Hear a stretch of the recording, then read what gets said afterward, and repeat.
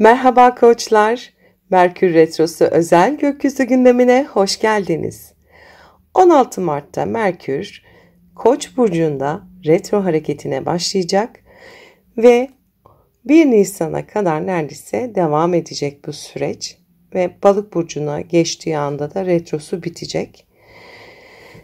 Merkür retrosu iletişimde yanlış anlaşılmalar, ifadelerde aksaklıklar ve düşünce süreçlerine bir içe dönüş dönemini ifade eder. Koç burcunun 1. evinde yaşanacak bu retro, kendinizi nasıl ifade ettiğinizi ve sorgulamanıza neden olacak. Kendi ihtiyaçlarınızı ve hedeflerinizi yeniden değerlendirme zamanı. Aceleci veya düşüncesiz davranışlar bu dönemde daha fazla sorun yaratabilir. Aynı zamanda Venüs'te retro gerçekten dikkatli olunması gereken zorlu bir döneme işaret ediyor. Astrolojik gündeme geçmeden önce minik bir hatırlatma yapmak istiyorum.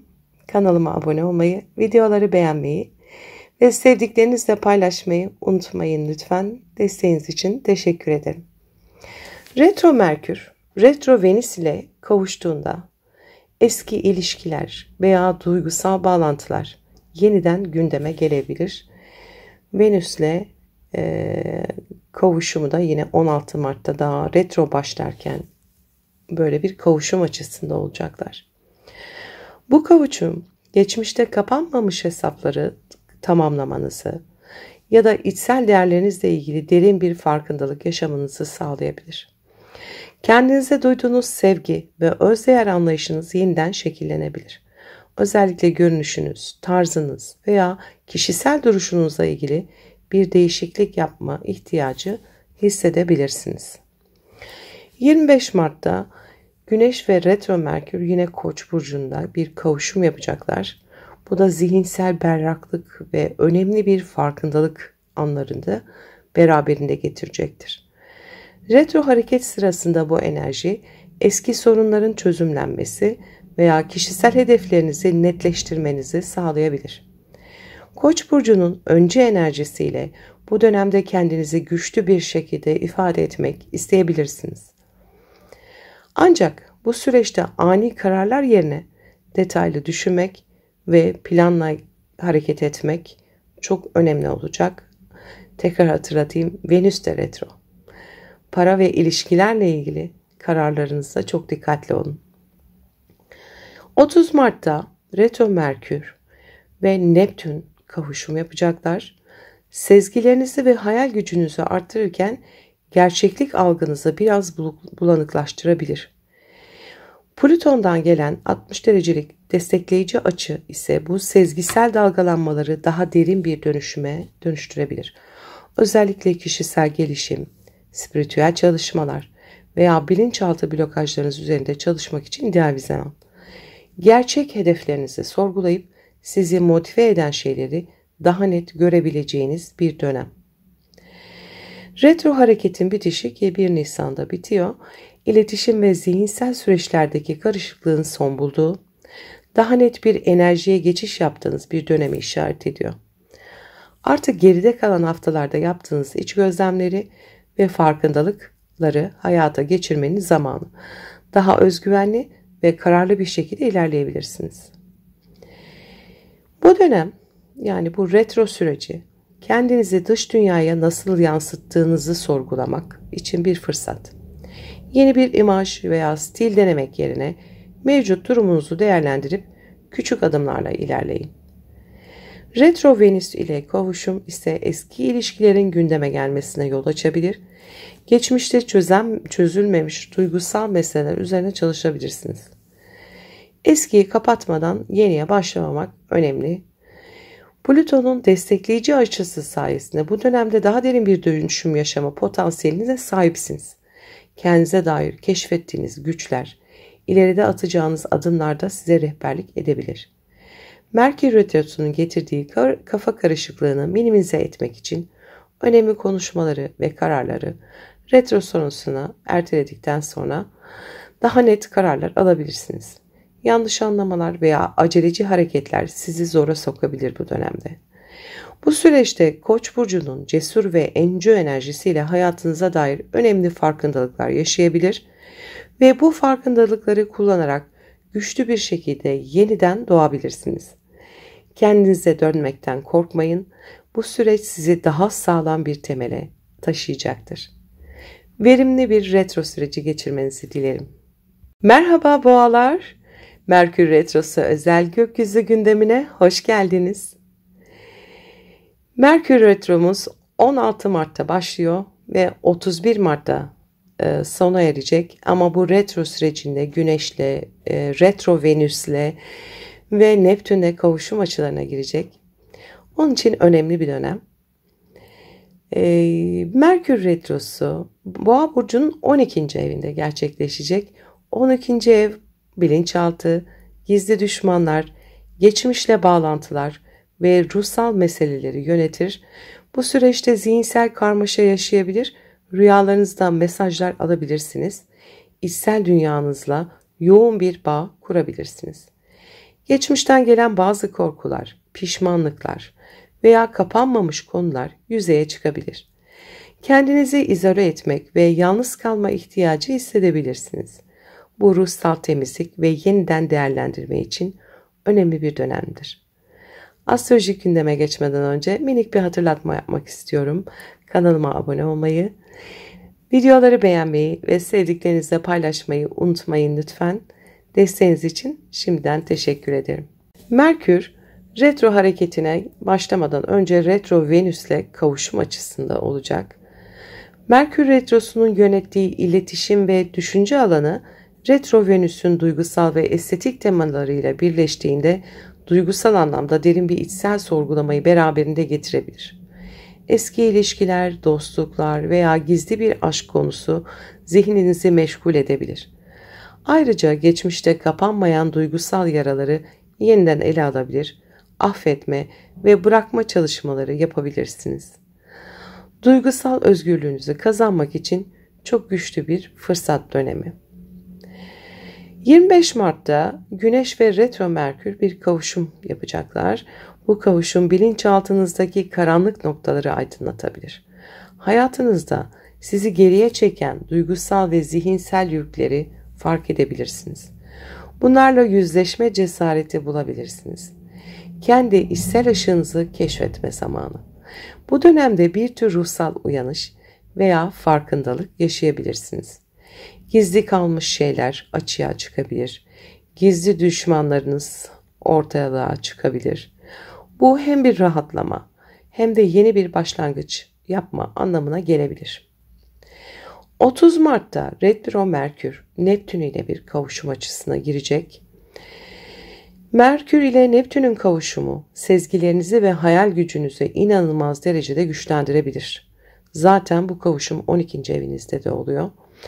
Özellikle Plüton'dan gelen destekleyici açı ruhsal bir dönüşümü tetikleyebilir. Bu süreçte meditasyon, rüyaların analizi veya spiritüel çalışmalar yapmak için sizin için çok faydalı olabilir.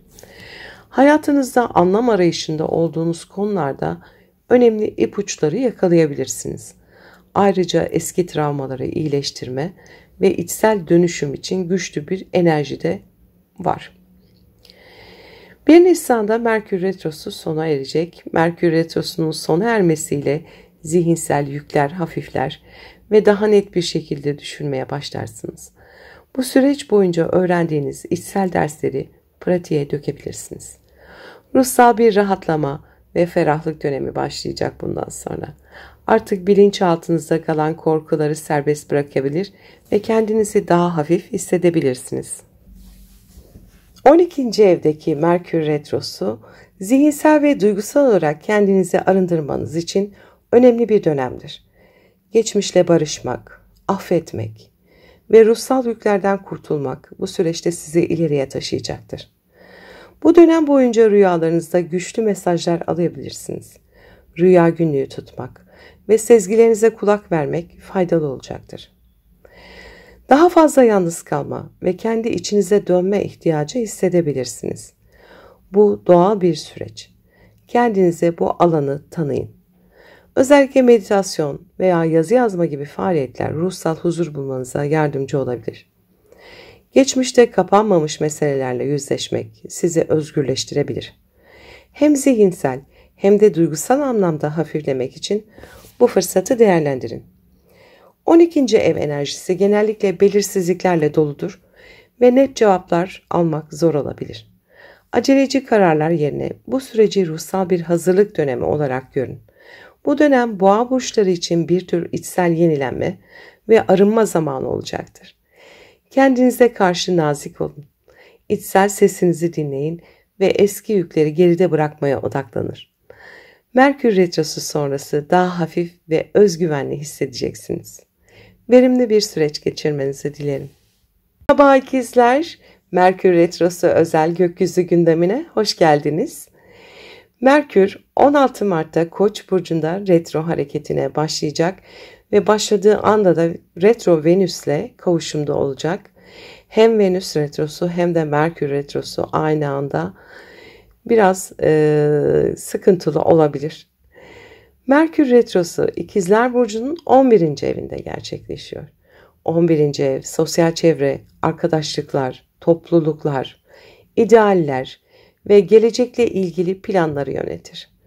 Bu retro dönemi arkadaşlarınızla yanlış anlaşılmalara, eski dostlarla yeniden bağlantı kurmaya veya topluluk içindeki bazı karışıklıklara yol açabilir. Ayrıca hayat hedeflerinizle ilgili sorgulamalara ve eski projelerin yeniden gündeme gelmesine neden olabilir. Sosyal bağlarınızı gözden geçirmek ve hedeflerinizi yeniden değerlendirmek için önemli bir dönemdesiniz. Astrolojik gündeme geçmeden önce minik bir hatırlatma yapmak istiyorum. Kanalıma abone olmayı, videoları beğenmeyi ve sevdiklerinizle paylaşmayı unutmayın lütfen. Desteğiniz için şimdiden teşekkür ederim. Retro Merkür ve Retro Venüs daha başlangıçta bir kavuşum yapacaklar. Sosyal çevrenizdeki ilişkilere ve arkadaşlıklarınıza bir odak, bir ışık tutacaklar. Eski dostlar veya uzun süredir görüşmediğiniz kişiler yeniden hayatınıza girebilir. Ayrıca sosyal çevreniz içinde duygusal konuların ön planda olacağı bir dönem. Geçmişte yaşanan bir arkadaşlık ya da grup içindeki bir duygusal mesele tekrar gündeme gelebilir. Bu süreçte başkalarına olan katkılarınızı ve karşılığında ne aldığınızı sorgulayabilirsiniz. 25 Mart'ta Retro Merkür Güneş ile kavuşacak. Güneşin Merkür ile kavuşumu sosyal hedeflerinizi ve ideallerinizi net bir şekilde görmenizi sağlayabilir. Retro etkisi nedeniyle bu farkındalık geçmişten gelen deneyimlerle bağlantılı olabilir. Hayatınızdaki hangi topluluklarla ilerlemek istediğinizi ve hangi hedeflere ulaşmak için çaba göstermeniz gerektiğini sorgulama zamanı. Bu süreç idealleriniz ve sosyal bağlantılarınızla ilgili bir aydınlanma getirebilir. 30 Mart'ta Retro Merkür Neptün'le kavuşacak. Kariyer hedeflerinizle sosyal idealleriniz arasındaki dengeyi sorgulamanıza neden olabilir. Plüton'dan gelen destekleyici açı derin dönüşümleri tetikleyebilir. Bu süreçte başkalarından aldığınız destekle hayallerinizi gerçekleştirme potansiyeliniz artabilir. Ancak Neptün etkisi hedeflerinize dair bir belirsizlik hissi de yaratabilir. Hayatınızdaki uzun vadeli planları netleştirmek ve sosyal bağlardan güç almak için ideal bir zaman. Ve 1 Nisan'da Merkür Retrosu sona eriyor. Merkür Retrosu'nun sona ermesiyle sosyal bağlantılardaki karışıklıklar, iletişim sorunları hafifler.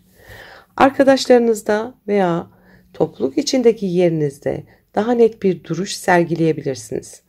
Bu süreçte edindiğiniz farkındalıkları hayata geçirmek için adımlar atabilirsiniz. İdealleriniz doğrultusunda daha sağlam planlar yapma zamanı. 11. evdeki retro, sosyal bağlantılarınızı sorgulamanıza neden olabilir. Arkadaşlarınızın size gerçekten ne kattığını, hangi ilişkilerin size ileriye taşıdığını ve hangilerinin enerjinizi tükettiğini değerlendirebilirsiniz. Bu süreçte uzun zamandır görüşmediğiniz kişilerle yeniden iletişime geçebilirsiniz. Eski dostlukları onarma ya da tamamlanmamış meseleleri çözme fırsatı bulabilirsiniz. Geleceğe dair planlarınızla ilgili bir belirsizlik de hissedebilirsiniz. Ancak bu süreç hedeflerinizi yeniden gözden geçirerek daha sağlam bir vizyon oluşturmanız için bir fırsat. Gruplar içinde yanlış anlaşılmalar ve iletişim problemleri yaşanabilir. Bu dönemde grup için uyumu sağlamak için sabırlı olun ve açık iletişim kurmaya çalışın. Merkür Retrosu nedeniyle yanlış anlamalar ve eksik iletişim ihtimali yüksek. Sizin zaten yönetici gezegeniniz Merkür. Onun retro yapması sizde tabii daha büyük etki yaratacaktır. Özellikle sosyal medyada ya da topluluk içindeki konuşmalarda net olmaya özen gösterin. Bu dönem ikizler burçları için sosyal ilişkilerde ve geleceğe dair hedeflerde bir yeniden değerlendirme zamanı. Eski dostlarla barışmak, sosyal çevrenizi düzenlemek ve hayatınızdaki idealleri netleştirmek için bu enerjiyi kullanabilirsiniz. Retro sonrası daha net hedeflerle ilerleyebilirsiniz. Verimli bir retro süreci geçirmenizi dilerim. Merhaba yengeçler, Merkür Retrosu özel gökyüzü gündemine hoş geldiniz. 16 Mart'ta Merkür Koç burcunda retro hareketine başlayacak. Bu Merkür Retrosu Yengeç burcunun 10. evinde gerçekleşiyor. 10. ev kariyer, toplumsal statü, başarılar ve hayat hedeflerini yönetir. Bu retro kariyerle ilgili iletişim sorunlarını, gecikmeleri veya yeniden değerlendirmeleri gündeme getirebilir. Geçmişte tamamlanmamış projeler tekrar önünüze çıkabilir. İş hayatınızda acele kararlar almaktan kaçının ve eski meseleleri çözmek için bu süreci bir fırsat olarak görmelisiniz. Ayrıca otorite figürleriyle yöneticiler, ebeveynler, iletişimde dikkatli olun. Astrolojik gündeme geçmeden önce minik bir hatırlatma yapmak istiyorum. Kanalıma abone olmayı, videoları beğenmeyi ve sevdiklerinizle paylaşmayı unutmayın lütfen. Desteğiniz için teşekkür ederim.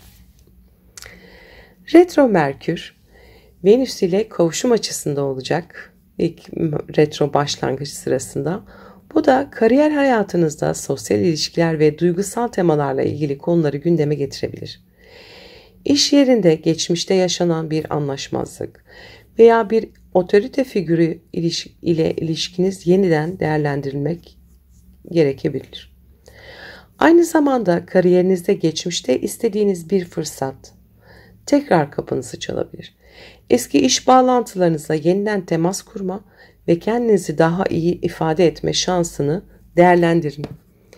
25 Mart'ta Retro Merkür Güneş ile kavuşum yapacak. Güneşin Merkür ile kavuşumu kariyer ve toplumsal duruşunuzla ilgili önemli bir farkındalık getirebilir.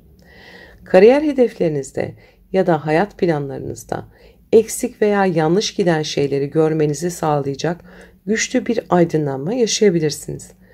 Bu süreçte gelecekteki başarılarınız için geçmiş hatalardan ders çıkarabilirsiniz. 30 Mart'ta Retro Merkür Neptün ile kavuşum açısına girecek. Kariyer ve hayalleriniz arasında bir bağlantı kurmanızı sağlayabilir. Ancak Neptün etkisi bu süreçte hedeflerinizle ilgili bazı kafa karışıklıklarına da neden olabilir. Plüto'dan gelen destekleyici açı, ilişkiler ve işbirlikleri yoluyla büyük dönüşümleri tetikleyebilir. Bu süreç kariyerinizde ve toplumsal konumunuzda derin bir dönüşüm yapma fırsatı da sunuyor. Özellikle hayal ettiğiniz şeyleri daha somut hale getirmek için motivasyon bulabilirsiniz. 1 Nisan'da Merkür Retromuz sona eriyor. Merkür Retrosu'nun sona ermesiyle birlikte kariyer alanındaki iletişim sorunları çözülmeye başlar. Bu dönem boyunca yaşanan farkındalıkları ve elde ettiğiniz dersleri pratiğe dökme zamanı gelir. Kariyerinizde daha net adımlar atmak ve geçmişte sizi engelleyen konuları geride bırakmak için güç kazanabilirsiniz. 10. evdeki retro iş hayatınızı yeniden gözden geçirmenizi sağlayacak. Kariyerinizle ilgili eski projeleri tamamlama ve iş stratejinizi yenileme zamanı. Yeni başlangıçlar yapmak yerine geçmişteki eksikleri gidermeye odaklanın. Yöneticiler veya otorite figürleriyle iletişimde dikkatli olun. Yanlış anlamalar ve iletişim kopuklukları yaşanabilir. Bu süreçte sabırlı ve sakin kalmanız önemli. Geçmişteki iş arkadaşlarınızla veya işverenlerinizle yeniden bağlantı kurabilirsiniz. Bu bağlantılar kariyeriniz için yeni fırsatlar da getirebilir. gelecekteki kariyer hedeflerinizi sorgulayabilir ve üzerinde düşündüğünüz projeleri yeniden değerlendirebilirsiniz. Hayallerinizi gerçekleştirmek için bir yol haritası oluşturmak iyi bir fikir olabilir. Toplumsal statünüz ve başkalarının sizi nasıl gördüğüyle ilgili farkındalık kazanabilirsiniz. Kendinizi ifade ederken açık ve net olmaya özen gösterin. Bu dönem yengeç burçları için özellikle kariyer, hedefler ve toplumsal duruş açısından önemli bir değerlendirme süreci. Kendinize zaman tanıyın, geçmişten dersler çıkarın ve retro sonrası bu farkındalıkları hayata geçirin. Bu süreç daha sağlam ve anlamlı bir kariyer yolu oluşturmanız için bir fırsat. Verimli bir süreç geçirmenizi dilerim. Merhaba aslanlar. Merkür Retrosu özel gökyüzü gündemine hoş geldiniz. 16 Mart'ta Merkür Koç burcunda retro hareketine başlayacak ve başladığı anda da Venüs'te retro ve kavuşum açısındalar. Merkür retrosu Aslan burcunun 9. evinde gerçekleşecek. 9. ev yüksek öğrenim, yurt dışı bağlantıları, inançlar, yaşam felsefesi ve hukuki konuları yönetir. Bu retro dönemi eğitim, seyahat ve yaşam görüşlerinizi sorgulama zamanı olabilir. Eski bir eğitim fırsatı, yarım kalmış projeler veya yurt dışı bağlantılı bir konu tekrar gündeme gelebilir. Hayata bakış açınızı ve inanç sisteminizi derinlemesine gözden geçirmek için önemli bir dönemdesiniz. Astrolojik gündeme geçmeden önce minik bir hatırlatma yapmak istiyorum. Kanalıma abone olmayı, videoları beğenmeyi ve sevdiklerinize paylaşmayı unutmayın lütfen. Desteğiniz için teşekkür ederim. Retro Merkür ve Retro Venüs kavuşumu, yurt dışı bağlantılarınız, akademik hayatınız ya da yaşam felsefelerinizle ilgili geçmişten kalan duygusal meseleleri gündeme getirebilir. Eski bir seyahat planı, eğitim kararı ya da uzaklarda bir ilişki yeniden düşünülmek isteyebilir. Hayatınıza daha fazla anlam katmak ve duygusal olarak tatmin olmak adına eski kararlarınızı gözden geçirebilirsiniz. 25 Mart'ta Güneş ve Retro Merkür bir kavuşum yapacak. Güneş'in Merkür'le kavuşumu hayatınıza dair büyük resmi görme konusunda önemli bir farkındalık getirebilir. Özellikle inançlarınız, yaşam hedefleriniz ve ideallerinizle ilgili geçmişte fark edemediğiniz bir gerçeği idrak edebilirsiniz. Hayatınıza yön verirken geçmiş hatalarınızı bir rehber olarak kullanabilirsiniz. Bu süreç uzun vadeli planlarınız için önemli bir içsel uyanış sağlayabilir. 30 Mart'ta Retro Merkür Neptün ile kavuşum açısına girecek. Bu kavuşum sezgisel bir şekilde geleceğinizle ilgili hayallerinizi ve hedeflerinizi netleştirme ihtiyacı yaratabilir. Ancak bu süreçte hayallerinizin gerçekliğini sorgulamak önemli. Neptün etkisi var malum. Plüton'un destekleyici açısı ise çalışma alışkanlıklarınızı ve sağlık rutinlerinizi yeniden yapılandırma fırsatı da sunabilir. Hayatınızda anlam ve düzen arayışı bu dönemde ön planda olabilir. 1 Nisan'da Merkür Retrosu sona eriyor ve sona ermesiyle birlikte eğitim, seyahat, inançlar ve uzun vadeli planlarınızla ilgili yaşanan karışıklıklar netleşmeye başlar. Artık daha sağlam bir şekilde ilerlemek ve bu dönemde elde ettiğiniz farkındalıkları hayata geçirmek için uygun bir zamana girmiş olacaksınız. 9. evdeki retro, geçmişte yarım kalmış bir eğitim veya öğrenme fırsatını tekrar gündeme getirebilir. Eski derslere dönmek veya akademik hedeflerinizi yeniden değerlendirmek için iyi bir zamandır. Yurt dışı planları, seyahatler veya uluslararası projelerde gecikmeler de yaşanabilir bu dönemde. Geçmişteki bir yurt dışı bağlantısı yeniden hayatınıza dahil olabilir. Hayata bakış açınızı ve inanç sistemlerinizi sorgulama zamanı. Bu süreçte yeni bir yaşam felsefesi geliştirebilir, eski inanç kalıplarınızı bırakabilirsiniz. Eğer hukuki konularla ilgili işleriniz varsa bazı gecikmeler veya belirsizlikler yaşanabilir. Acele kararlar almak yerine detaylara odaklanarak dikkatli olun. Neptün etkisi sezgilerinizin güçlenmesine neden olabilir Ancak hayallerinizin gerçeklik payını dikkatlice değerlendirin. Burada sisli bir ortam yaratabilir. Plüton desteğiyle bu hayalleri somutlaştırmak için bir plan yapabilirsiniz. Bu dönem Aslan burçları için özellikle inançlar, öğrenim ve uzun vadeli hedefler açısından bir yeniden değerlendirme zamanı olacak. Retro dönemi geçmişte kalan konuları tamamlamak ve yeni bir perspektif geliştirmek için bir fırsat olarak kullanabilirsiniz. Retro sonrası ise daha net bir vizyonla ilerleyebileceksiniz. Verimli bir süreç geçirmenizi dilerim. Merhaba Başaklar, Merkür Retrosu özel gökyüzü gündemine hoş geldiniz. 16 Mart'ta Merkür Koç burcunda retro hareketine başlayacak. Merkür Retrosu ki Merkür sizin yönetici gezegeniniz, Merküryensiniz, biraz zorlayacak. Başak burcunun 8. evinde gerçekleşiyor. 8. ev biraz kriz evidir.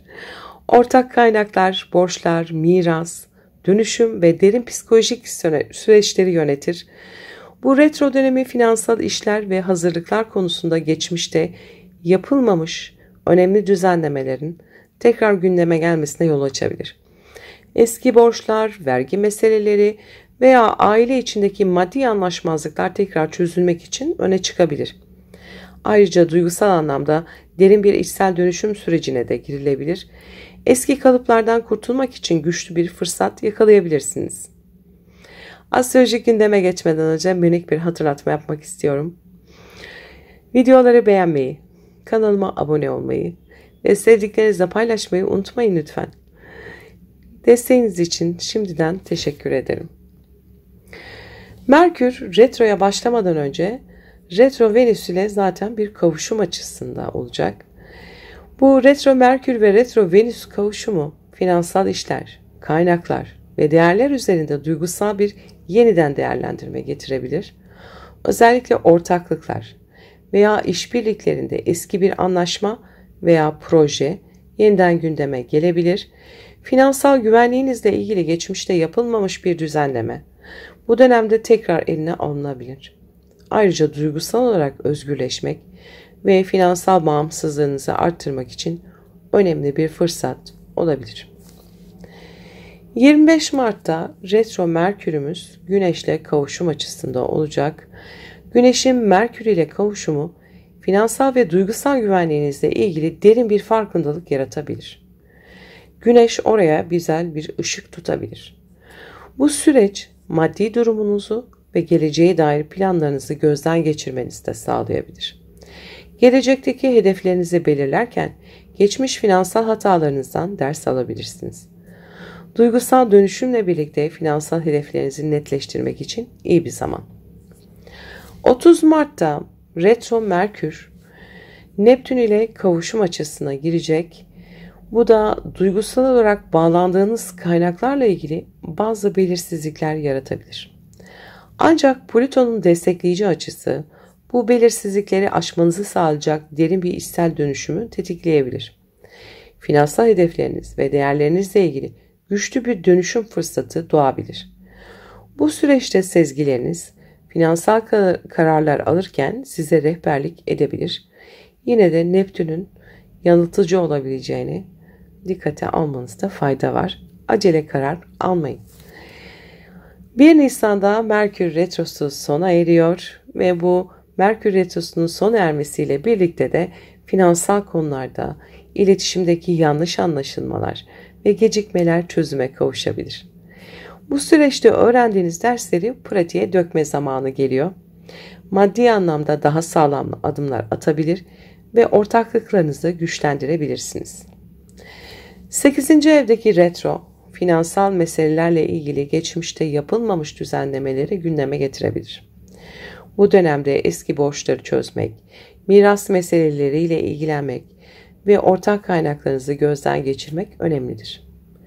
8. ev derin dönüşümü ve kayıpları da temsil eder. Geçmişteki duygusal yüklerden arınma ve daha sağlıklı bir zihinsel ve duygusal yapıya kavuşmak için fırsatlar da sunabilir. Bu süreçte eski kalıpları serbest bırakmak ve yeniden doğmak için çalışabilirsiniz. Bu dönemde eski işbirlikleri veya ortaklıklarla ilgili meseleler tekrar gündeme gelebilir. İşbirliklerinizi gözden geçirebilir ve gelecekteki finansal hedeflerinizi güvence altına alabilirsiniz. Neptün'ün etkisiyle sezgileriniz güçlenebilir. Özellikle finansal ve duygusal kararlarınızda sezgilerinize güvenebilirsiniz. Ancak her şeyin net olmadığını unutmayın ve kararlarınızı dikkatlice değerlendirin. 8. evdeki Merkür Retrosu gizli kalmış meselelerin ortaya çıkmasına neden olabilir. Özellikle finansal ve duygusal konularda çözülmemiş sorunlarınız varsa bu dönemde aydınlanabilir.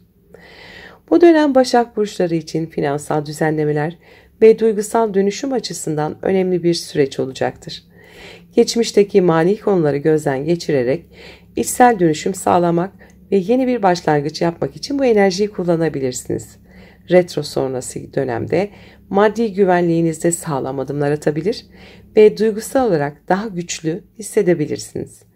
Verimli bir süreç geçirmenizi dilerim. Merhaba teraziler. Merkür Retrosu özel gökyüzü gündemine hoş geldiniz. 16 Mart'ta Merkür Koç burcunda retro hareketine başlayacak. Merkür Retrosu Terazi burcunun 7. evinde gerçekleşecek. 7. ev partnerlikler, evlilik, sözleşmeler ve başkalarıyla kurduğumuz yakın ilişkileri ve açık düşmanlıkları gösterir. Bu retro dönemi ilişkinizde geçmişte çözülmemiş sorunların tekrar gündeme gelmesine yol açabilir. Eski bir partnerle yeniden iletişim kurabilir veya eski ilişki meseleleri üzerinde durabilirsiniz. Ayrıca işbirlikleri ve sözleşmelerde yanlış anlaşılmalar, eksik iletişim veya gecikmeler yaşanabilir. İletişimde dikkatli olun ve geçmişteki ilişkilerle ilgili dersleri çıkarın. Astrolojik gündeme geçmeden önce minik bir hatırlatma yapmak istiyorum. Kanalıma abone olmayı, videoları beğenmeyi ve sevdiklerinizle paylaşmayı unutmayın lütfen. Desteğiniz için teşekkür ederim. Merkür Retrosu başlamadan önce Merkür Retro Venüs'te kavuşum açısında. Bu da romantik ilişkilerde ve işbirliklerinde duygusal bir yeniden değerlendirmeye yol açabilir. Özellikle eski ilişkilerdeki duygusal dinamikler yeniden gözden geçirilebilir. Partnerinizle daha önce yaşadığınız bir problem tekrar gündeme gelebilir ve bu süreç ilişkinizde derinleşmiş anlamlar oluşturmanıza neden olabilir. Eğer mevcut bir ilişkiniz varsa karşılıklı anlayışı arttırarak eski sorunları çözme fırsatınız da olabilir. 25 Mart'ta Güneş ve Retro Merkür kavuşum yapacaklar. Güneş ve Merkür'ün kavuşumu ilişkilerinizdeki kimliğinizi ve başkalarıyla kurduğunuz bağlantıları netleştirmeye yardımcı olabilir. Evlilik veya işbirliklerinizle ilgili farkındalıklar kazanabilirsiniz. Düşmanlarınızla yüzleşebilirsiniz. Bu süreç geçmişte yapılmamış bir düzeltme veya iletişim eksikliğini tamamlamak için önemli bir zaman dilimi de olabilir. Partnerinizle olan ilişkinizde daha derin bir anlayış geliştirebilir ve sorunları çözmek için net bir yol haritası çizebilirsiniz. 30 Mart'ta Retro Merkür Neptün ile kavuşum açısına girecek. Bu kavuşum ilişkilerdeki hayal kırıklıkları ve belirsizlikleri gündeme getirebilir. Ancak bu süreç aynı zamanda sezgisel olarak ilişkinizdeki yanlış anlaşılmaları, duygusal bağları yeniden şekillendirme fırsatı da sunar. Plüton'dan gelen destekleyici açı, ilişkilerinizdeki güçlü dönüşümleri tetikleyebilir. İlişkilerde daha derin bir anlayış ve duygusal bağlılık gelişebilir. Geçmişteki karmaşık meseleler çözülmeye başlayabilir. Ve 1 Nisan'da Merkür Retrosu sona eriyor ve Merkür Retrosu'nun sona ermesiyle birlikte partnerlikler ve sözleşmelerle ilgili yaşanan iletişim sorunları çözüme kavuşur. İlişkilerinizde daha net bir ifade biçimi benimseyebilir ve geçmişteki sorunları çözmek için yeni bir döneme adım atabilirsiniz. 7. evdeki retro, ilişkilerinizdeki eski meseleleri tekrar gündeme getirebilir, geçmişte konuşulmamış duygular veya çözülmemiş sorunlar açığa çıkabilir. Bu dönemi eski ilişkilerle ilgili kapanış yapmak veya yeni bir başlangıç yapmak için değerlendirebilirsiniz. Ortaklıklar, işbirlikleri açısından da benzer bir etki olabilir. Yeni bir sözleşme veya anlaşma yapmadan önce eski anlaşmalarınızı gözden geçirebilir ve eksik tarafları tamamlayabilirsiniz. Eski ilişkilerinizle ilgili duygusal bir yeniden değerlendirme yapmak, biriken duygusal yüklerden arınmanıza yardımcı olabilir. Bu süreçte partnerinizle olan duygusal bağlarınızı daha net bir şekilde anlayabilirsiniz. Retro dönemi, iletişimde yanlış anlaşılmalar ve eksik bilgi alışverişlerine yol açabilir. Özellikle partnerinizle olan diyaloglarda dikkatli olun ve net olmaya özen gösterin. Neptün'ün etkisiyle sezgilerinizin güçlendiği bir dönemdesiniz.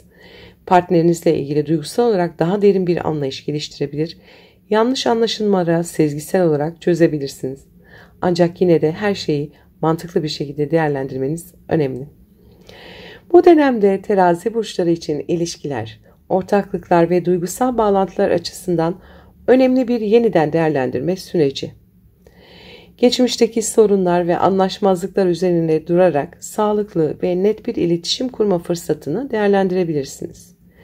Retro sonrası ilişkilerde daha güçlü bir anlayış ve bağlılık gelişebilir. Verimli bir süreç geçirmenizi dilerim. Merhaba akrepler, Merkür Retrosu özel gökyüzü gündemine hoş geldiniz. 16 Mart'ta Merkür Koç burcunda retro hareketine başlayacak. Bu Merkür Retrosu Akrep burcunun 6. evinde gerçekleşiyor. 6. ev günlük işler, sağlık, çalışma koşulları, rutinler ve hizmetle ilgili konuları yönetir. Bu retro dönemi iş yerinizdeki iletişimde yanlış anlaşılmalar, planlamada aksaklıklar veya sağlıkla ilgili geçmişte göz ardı ettiğiniz konular tekrar gündeme gelebilir. İş ortamında eski projeler, yapılması gereken düzeltmeler veya tamamlanmamış işler önünüze çıkabilir. Sağlıkla ilgili de geçmişteki bir durum yeniden değerlendirilebilir. Rutinlerinizi gözden geçirin ve sağlık açısından eski alışkanlıklarınızı düzene sokma fırsatlarını değerlendirin. Astrolojik gündeme geçmeden önce minik bir hatırlatma yapmak istiyorum. Kanalıma abone olmayı, videoları beğenmeyi ve sevdiklerinizle paylaşmayı unutmayın lütfen. Şimdiden desteğiniz için teşekkür ederim. Merkür Retrosu başlarken Retro Venüs'te bir kavuşum açısında olacak.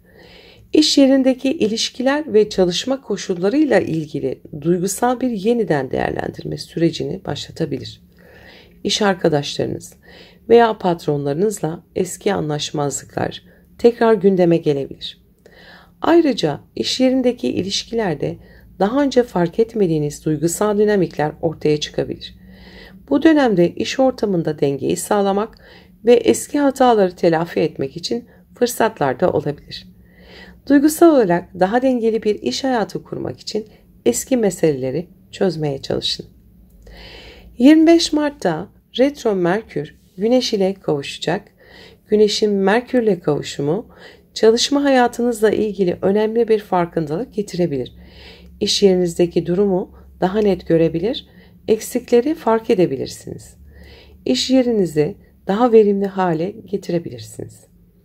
Ayrıca sağlıkla ilgili önemli bir farkındalık yaşanabilir ve sağlıklı yaşam tarzı konusunda eski alışkanlıklarınızı gözden geçirme zamanında olabilir. Bu süreç geçmişte yapılan hataları düzeltmek ve daha iyi bir düzen oluşturmak için fırsatlar sunacaktır. 30 Mart'ta Retro Merkür Neptün ile kavuşum açısında olacak. Merkür'ün Neptün'le bu kavuşum açısında olması iş hayatınızda ve sağlık konularında belirsizlikler yaratabilir. Özellikle sağlıkla ilgili yanlış anlamalar veya iş yerinde kafa karışıklıkları olabilir. Ancak Plüton'un desteğiyle bu belirsizlikleri aşmak ve dönüşüm yaratmak mümkün. İş yerinizdeki derin meseleleri çözme ve eski kalıpları kırma fırsatınız olabilir. Sağlık açısından da eski bir rahatsızlık ya da sorun üzerine yoğunlaşarak bu konuda daha sağlam adımlar atabilirsiniz. 1 Nisan'da Merkür Retrosu sona eriyor. Merkür Retrosu'nun sona ermesiyle birlikte çalışma hayatınızdaki iletişim sorunları ve sağlıkla ilgili belirsizlikler çözüme kavuşacaktır. İş hayatınızda daha net bir yön bulabilir ve sağlıkla ilgili geçmişteki eksiklikleri giderme fırsatını yakalayabilirsiniz. Bu dönemde edindiğiniz dersleri pratiğe dökerek daha sağlam bir temele oturtabilirsiniz. 6. evdeki retro, çalışma hayatınızda eski projeleri yeniden gözden geçirme, iş arkadaşlarınızla iletişimdeki eksiklikleri çözme fırsatları sunacaktır. Ayrıca iş yerindeki çalışma şartları veya eski bir iş düzeni tekrar gündeme gelebilir. Bu dönemde iş yerindeki iletişimi güçlendirmek ve çalışma koşullarınızı iyileştirmek için çalışmalar yapabilirsiniz. Sağlıkla ilgili geçmişte göz ardı ettiğiniz meseleler tekrar gündeme gelebilir. Eski bir sağlık sorunuyla ilgilenmek ya da sağlıklı yaşam tarzınızı gözden geçirmek için iyi bir zaman. Düzenli bir sağlık kontrolü yapmak veya daha sağlıklı alışkanlıklar edinmek için bu dönemi değerlendirebilirsiniz. İş yerindeki ilişkilerde eski sorunlar tekrar gündeme gelebilir. Duygusal bağları daha sağlam hale getirmek için eski hataları ve yanlış anlamaları düzeltme zamanı. Bu süreç eski ilişki dinamiklerini netleştirmenize ve çalışma ortamınızdaki dengeyi sağlamanıza yardımcı olabilir. Çalışma alanınızdaki düzeni gözden geçirebilir, daha verimli ve sağlıklı bir iş yapma biçimi oluşturabilirsiniz. Bu dönemde geçmişteki verimsiz alışkanlıklarınızı gözden geçirerek yeni bir düzen kurma fırsatı da yakalayabilirsiniz. Neptün ve Plüton etkisi sezgilerinizi güçlendirebilir. Bu süreçte iş yerinde ve sağlıkla ilgili konularda derin bir dönüşüm yaratma fırsatınız da olabilir. İçsel olarak eski alışkanlıklarınızdan arınarak daha sağlıklı bir düzene geçiş yapabilirsiniz. Bu dönemde akrep burçları için iş hayatı ve sağlık açısından önemli bir yeniden değerlendirme zamanı olacak. Geçmişteki eksiklikleri tamamlayarak daha sağlıklı ve verimli bir yaşam tarzı oluşturmak için bu enerjiyi kullanabilirsiniz. Retro sonrası dönemde iş yerinizde daha net bir iletişim ve sağlıklı bir rutin oluşturabilirsiniz. Verimli bir süreç geçirmenizi dilerim. Merhaba yaylar, Merkür Retrosu özel gökyüzü gündemine hoş geldiniz. 16 Mart'ta Merkür Koç burcunda retro hareketine başlıyor. Merkür retrosu Yay burcunun 5. evinde gerçekleşiyor. 5. ev yaratıcılık, aşk, hobiler, çocuklar ve eğlenceyi yönetir. Bu retro dönemi yaratıcı projelerinizde geri dönüşler yapmanıza, eski hobilerinizi tekrar gözden geçirmenize veya çocuklarla ilgili geçmiş meselelerin tekrar gündeme gelmesine neden olabilir. Aşk hayatınızda eski bir ilişkinin tekrar hayatınıza girmesi mümkün olabilir. Ya da geçmişte yaşadığınız duygusal meseleler gün yüzüne çıkabilir. Bu dönemi eski projelerinizi tamamlama veya yarım kalan yaratıcı işlerinizle ilgilenmek için değerlendirebilirsiniz. Astrolojik gündeme geçmeden önce minik bir hatırlatma yapmak istiyorum. Kanalıma abone olmayı, videoları beğenmeyi ve sevdiklerinizle paylaşmayı unutmayın lütfen. Desteğiniz için şimdiden çok teşekkür ederim. Retro Merkür, retroya başlarken daha retro Venüs ile kavuşum açısında olacak. Romantik ilişkilerde duygusal bir yeniden değerlendirme getirebilir bu. Eski bir aşk ilişkisi veya geçmişte duygusal bağlar tekrar gündeme gelebilir. Bu süreç yaratıcılığınızı da tetikleyebilir. Geçmişte sevdiğiniz bir hobi ya da yaratıcı uğraşınız yeniden hayatınıza girebilir. Ayrıca çocuklarınızla olan ilişkilerinizi gözden geçirmek için de uygun bir zaman olabilir.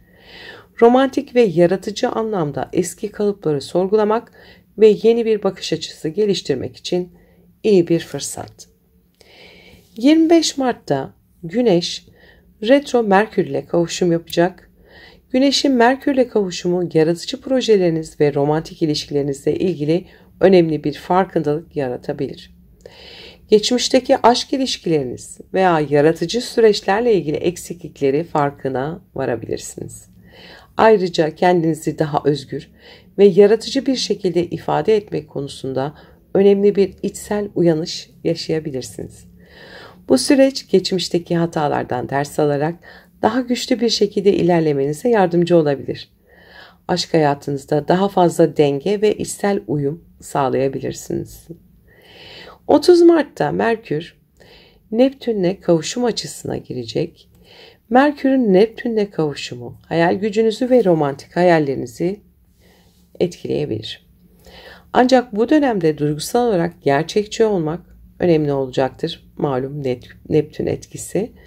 Ama Plüton'un destekleyici açısı duygusal dönüşümünüzü de tetikleyebilir. İlişkilerde daha derin bir anlam arayışı ve yaratıcı süreçlerinizde derinleşme fırsatı doğabilir. Eski yaratıcılık projelerinize yeni bir bakış açısı getirebilir veya geçmişteki yanlış anlaşılmaları düzeltme fırsatı da bulabilirsiniz. 1 Nisan'da Merkür Retrosu sona eriyor. Merkür Retrosu'nun sona ermesiyle birlikte romantik ilişkilerinizdeki iletişim problemleri netleşmeye başlar. Yaratıcı projelerinizdeki belirsizlikler çözüme kavuşur ve eski projeleri yeniden şekillendirme fırsatınız olabilir. Bu süreç boyunca elde ettiğiniz dersleri pratiğe dökebilir ve yeni bir döneme adım atabilirsiniz. 5. evdeki retro, geçmişteki aşk ilişkileriyle ilgili duygusal meseleleri tekrar gündeme getirebilir. Eski bir aşk yeniden hayatınıza girebilir ya da geçmişte yaşadığınız duygusal hatalar tekrar düşünülmek isteyebilir. Bu dönemi romantik ilişkilerinizi derinlemesine değerlendirmek için kullanabilirsiniz. Yaratıcı projelerinizde veya hobilerinizde eski işlerinizi gözden geçirebilmiş, unutulmuş bir yaratıcı uğraşı tekrar hayata geçirebilirsiniz. Yaratıcılığınızda daha derin bir dönüşüm ve gelişim için eski projelere dönmek ve geçmişteki hatalardan ders almak için iyi bir fırsat olabilir. Çocuklarınızla ilgili meseleler yeniden gündeme gelebilir. Geçmişteki çocuklarla ilgili sorunlar veya ilişkiler yeniden gözden geçirilebilir ve duygusal bağları yeniden şekillendirmek için fırsatlar da doğabilir. Bu süreç çocuklarınıza daha sağlıklı bir iletişim kurma şansı da verebilir. Bu dönemde aşk hayatınızdaki kalıpları sorgulayabilir ve geçmişteki ilişkilerden öğrendiklerinizi yeni ilişkilere entegre edebilirsiniz. Romantik ilişkilerde daha dengeli ve sağlıklı bir yaklaşım benimsemek için eski hatalardan ders alabilirsiniz. Neptün'ün etkisiyle romantik hayaller ve duygusal bağlılıklar ön planda olabilir. Ancak bu dönemde idealize ettiğiniz konuların gerçekliğini sorgulamak önemli olacaktır. Hayallerinizi gerçekleştirmek için sağlam adımlar atmak yerine önce duygusal ve yaratıcı bağlarınızı netleştirmek faydalı olacaktır. Bu dönem yay burçları için özellikle aşk, yaratıcı projeler ve duygusal bağlar açısından önemli bir yeniden değerlendirme zamanı olacaktır. Geçmişteki ilişkiler ve projeler üzerine düşünmek, daha sağlam ve dengeli bir yaklaşım benimsemek için fırsatlar sunacaktır. Retro sonrası dönemde ise yaratıcılığınızda daha derin bir anlam arayışı ve romantik ilişkilerde daha güçlü bir iletişim sağlanabilir. Verimli bir süreç geçirmenizi dilerim. Merhaba Oğlaklar, Merkür Retrosu özel gökyüzü gündemine hoş geldiniz. 16 Mart'ta Merkür Koç burcunda retro hareketine başlıyor. Merkür retrosu Oğlak burcunun 4. evinde gerçekleşiyor. 4. ev aile, kökler, ev, anılar ve duygusal güvenlik alanını temsil eder. Bu retro dönemi aile içindeki iletişimde eksiklikler, geçmişte çözülmemiş meselelerin tekrar gündeme gelmesine ve ev yaşamınızdaki belirsizliklerin ortaya çıkmasına neden olabilir. Ailenizle olan ilişkilerde geçmişte çözülmemiş bir durum tekrar gündeme gelebilir. Ayrıca ev veya taşınma ile ilgili kararlarınızı gözden geçirmeniz gerekebilir. Evinizdeki düzeni ve yaşam koşullarını iyileştirmek için eski meseleleri tekrar ele alabilirsiniz. Astrolojik gündeme geçmeden önce minik bir hatırlatma yapmak istiyorum. Kanalıma abone olmayı, videoları beğenmeyi ve sevdiklerinizle paylaşmayı unutmayın lütfen. Desteğiniz için teşekkür ederim. Merkür Retrosu başlangıcında yine Venüs ile Venüs de bu arada retro bir kavuşum açısında olacak. Bu da ev ve aile ilişkileri üzerinde duygusal bir etki yaratabilir. Aile bireylerinizle geçmişte yaşadığınız sorunlar tekrar gündeme gelebilir. Bunlar duygusal meseleler veya parayla ilgili meseleler olabilir ve bu süreç duygusal bağları yeniden gözden geçirme fırsatı da sunabilir. Ayrıca evle ilgili maddi meseleler veya geçmişte yapılmamış düzenlemelerle ilgili bir farkındalık da gelişebilir. Ev ve aile içindeki duygusal dengeyi yeniden kurmak için eski meseleleri gözden geçirmek önemli olabilir. 25 Mart'ta Retro Merkür Güneş ile kavuşumda olacak. Güneşin Merkür ile kavuşumu aile içindeki iletişimde önemli bir farkındalık yaratabilir. Aile üyelerinizle özellikle geçmişteki hatalar veya eksiklikler üzerine konuşmalar yapabilir. Bu konularda daha net bir anlayış geliştirebilirsiniz. Evinizdeki düzen ve yerleşimle ilgili farkındalıklar oluşabilir. Ailedeki güç dengelerini, duygusal bağlarınızı net bir şekilde gözden geçirme fırsatı bulabilirsiniz. 30 Mart'ta Retro Merkür Neptün'le kavuşum açısında olacak. Aile içindeki iletişim bulanık ve belirsiz olabileceğini gösteriyor bu da. Yanlış anlamalar veya kafa karışıklıkları yaşanabilir. Ancak Plüton'dan gelen destekleyici açı bu belirsizlikleri aşmak ve aile içindeki derin meseleleri çözmek için bir fırsat da sunacaktır. Aile üyeleriyle daha derin ve anlamlı bir bağ kurmak için geçmişteki duygusal yaraları iyileştirme süreci başlayabilir. Evle ilgili köklü değişiklikler yapma ve geçmişteki takıntılardan arınma fırsatı da olabilir. 1 Nisan'da Merkür Retrosu sona eriyor. Merkür Retrosu'nun sona ermesiyle birlikte aile içindeki iletişimdeki problemler çözüme kavuşabilir.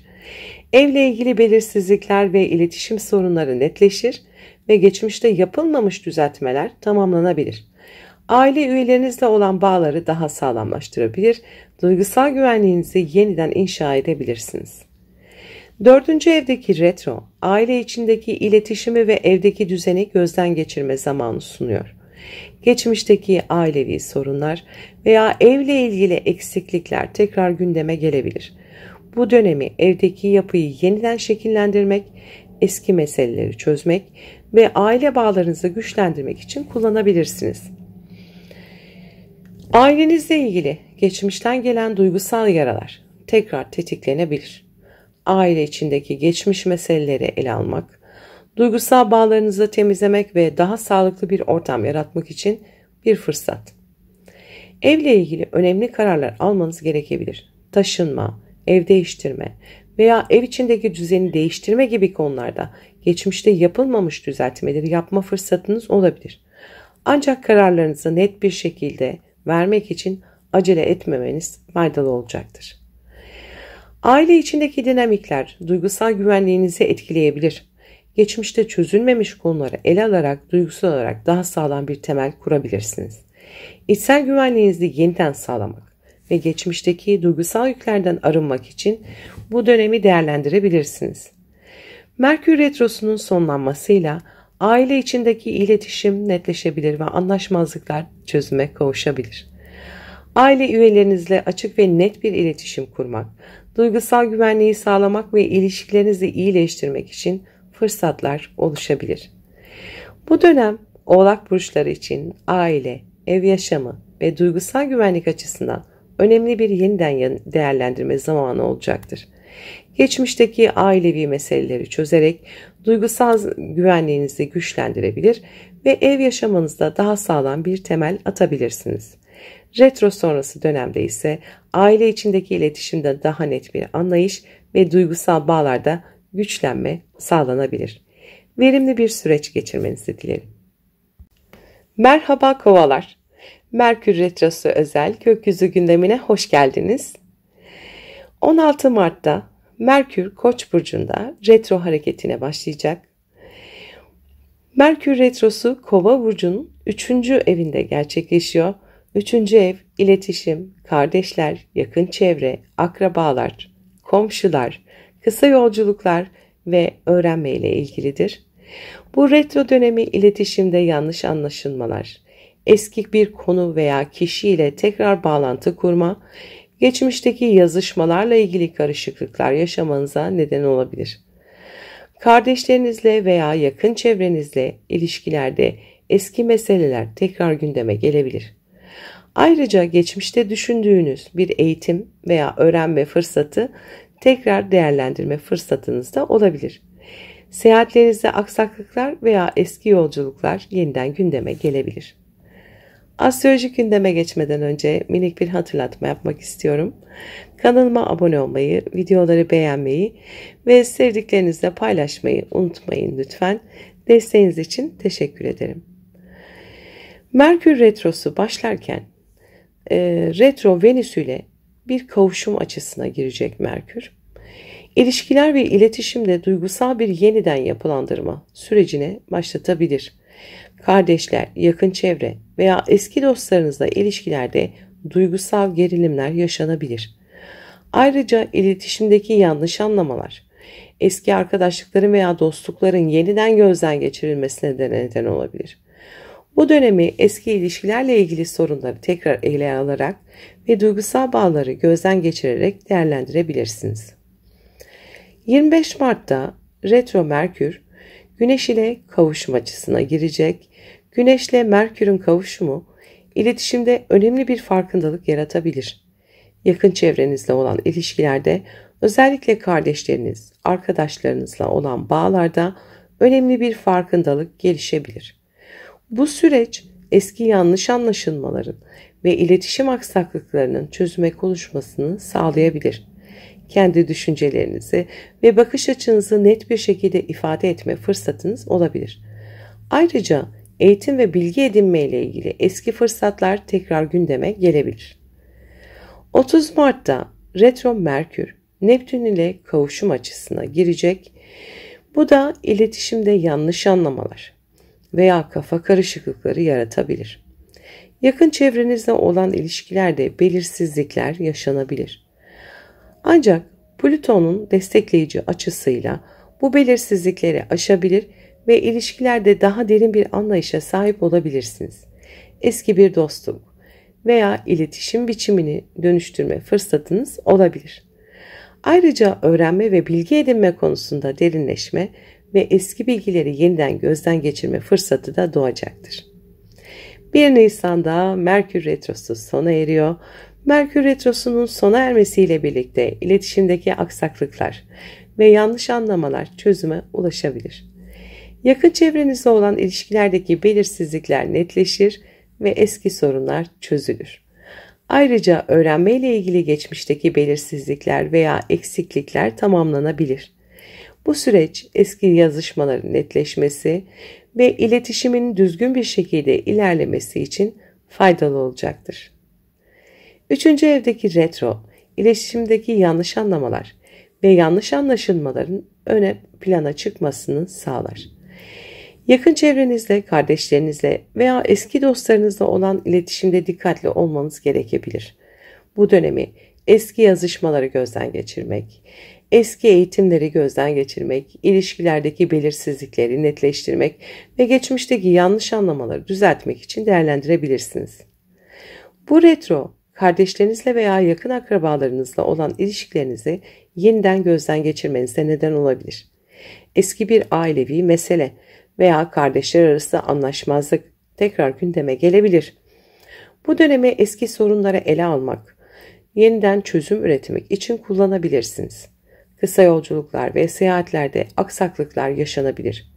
Geçmişte gitmek istediğiniz bir yere veya yapmak istediğiniz bir yolculukla ilgili planlarınız tekrar gündeme gelebilir. Seyahatlerinizle ilgili kararlarınızı gözden geçirmek için iyi bir zaman olabilir. Eğitimle ilgili eski fırsatlar veya öğrenme konularındaki eksiklikler ortaya çıkabilir. Eski bir kurs veya eğitim fırsatını değerlendirme ya da eksik olduğunuz bir konuyu gözden geçirme zamanı olabilir. Bu dönemi bilgi edinme ve kişisel gelişim için kullanabilirsiniz. Retro Venüs ile kavuşumda olması, eski arkadaşlıklar ve duygusal bağlarla ilgili sorunları gündeme getirecektir. Eski dostluklarınızı yeniden değerlendirmek, duygusal bağları güçlendirmek için fırsatlar olabilir. Eski ilişkilerle ilgili hataları gözden geçirmek ve sağlam bir bağ kurmak için iyi bir fırsat. Bu dönem Kova burçları için iletişim, yakın çevre ve eğitimle ilgili önemli bir yeniden değerlendirme dönemi olacaktır. Eski ilişkilerdeki yanlış anlaşılmaları çözmek, kişisel gelişimle ilgili eksiklikleri tamamlamak ve kısa yolculuklarla ilgili geçmiş kararları gözden geçirmek için fırsatlar olacaktır. Retro sonrası dönemde ise iletişimdeki belirsizlikler netleşecek ve yakın çevrenizle olan ilişkilerde dengeyi sağlamak mümkün olacaktır. Verimli bir süreç geçirmenizi dilerim. Merhaba balıklar, Merkür Retrosu özel gökyüzü gündemine hoş geldiniz. 16 Mart'ta Merkür Koç burcunda retro hareketine başlıyor. Merkür Retrosu Balık burcunun 2. evinde gerçekleşiyor. 2. ev maddi durum, gelir, değerler ve sahip olduğunuz şeylerle ilgili bir evdir. Bu retro dönemi mali meselelerle ilgili geçmişte yapmadığınız düzenlemeleri gözden geçirme ve finansal kararlarınızla ilgili önemli dersler alma zamanı olabilir. Gelir kaynaklarınız, harcamalarınız ve yatırımlarınızla ilgili eski meseleler tekrar gündeme gelebilir. Özellikle maddi durumunuzla ilgili eksik veya yanlış yapılan işler netleşebilir ve bu dönemde bunları düzeltme fırsatınız olabilir. Ayrıca değerlerinizle ilgili içsel sorgulamalar yapabilir ve neyin sizin için gerçekten önemli olduğuna dair farkındalıklar geliştirebilirsiniz. Astrolojik gündeme geçmeden önce minik bir hatırlatma yapmak istiyorum.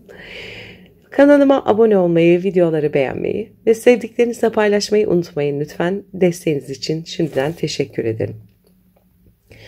Merkür Retrosu başlarken Merkür Retro Venüs ile kavuşum açısında olacak. Bu kavuşum finansal ve değerler alanında duygusal bir yeniden değerlendirme süreci başlatabilir.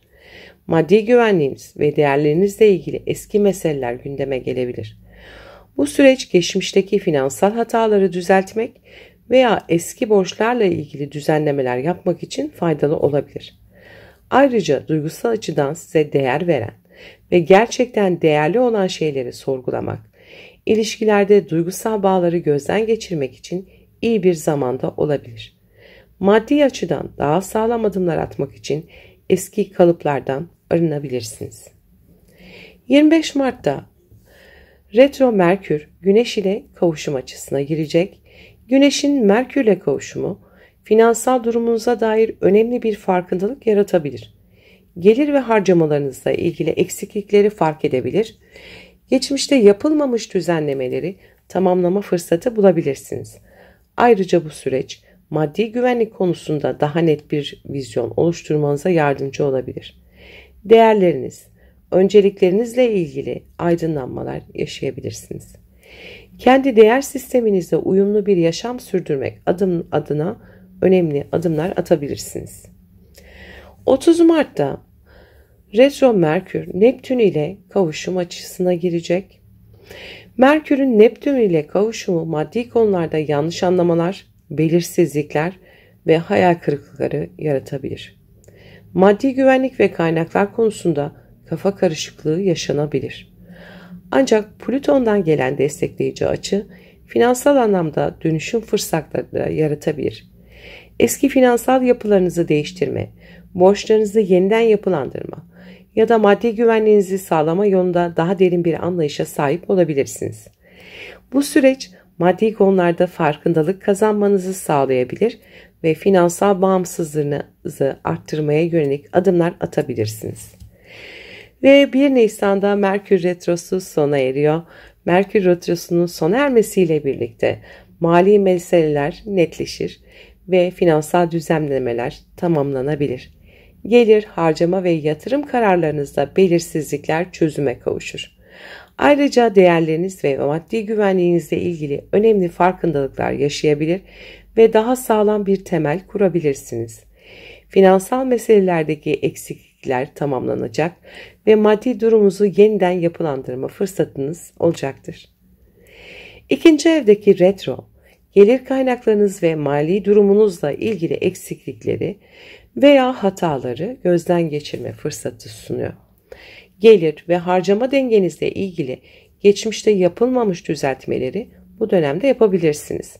Eski mali konuları yeniden düzenlemek için iyi bir zaman olabilir.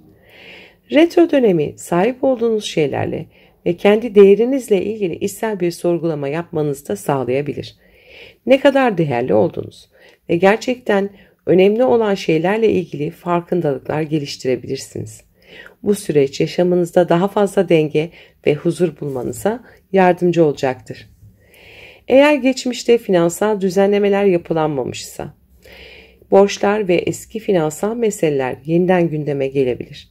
Bu dönemde eski mali yüklerinizi gözden geçirebilir ve çözüm yolları geliştirebilirsiniz. Maddi güvenliğinizi yeniden sağlamak için daha sağlam bir strateji oluşturabilirsiniz. Neptün'ün etkisiyle maddi konularda daha idealist olabilirsiniz. Hayal gücünüzü, finansal hedeflerinizi belirlemek için kullanabilirsiniz. Ancak bu dönemde finansal kararlarınızı verirken daha gerçekçi olmanız önemli olacaktır. Gerçekçi bir bakış açısıyla finansal hedeflerinizi belirlemek ve uygulamak uzun vadede size fayda sağlayacaktır.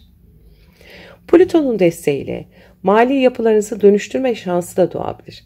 Eski finansal alışkanlıklarınızdan kurtulabilir ve daha sağlıklı bir finansal yapı oluşturabilirsiniz. Bu süreç maddi anlamda daha güçlü bir temel atmanıza yardımcı olabilir. Bu dönem balık burçları için maddi güvenlik, gelir kaynakları ve değerlerle ilgili önemli bir yeni değerlendirme dönemi olacaktır. Eski mali hataları gözden geçirmek, finansal bağımsızlık sağlamak ve değerlerinizi netleştirerek daha sağlıklı bir yaşam sürmek için fırsatlarınız olacak. Retro sonrası dönemde ise maddi konularda daha net bir görüşte sahip olabilir ve finansal güvenliğinizi sağlamlaştırabilirsiniz. Verimli bir süreç geçirmenizi dilerim.